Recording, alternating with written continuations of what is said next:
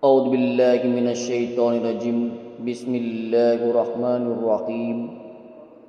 மேலும் ஆத் கூட்டத்தாரிடம் அவர்களுடைய சகோதரர் ஹூதை நாம் அனுப்பினோம்.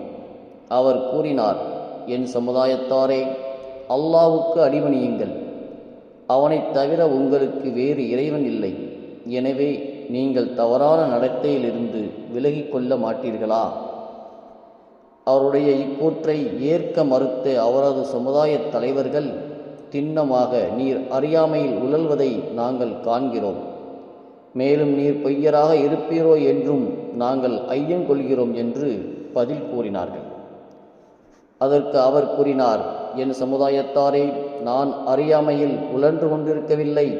மாறாக நான் அகிலங்களுடைய அதிபதியின் தூதனாக இருக்கின்றேன்.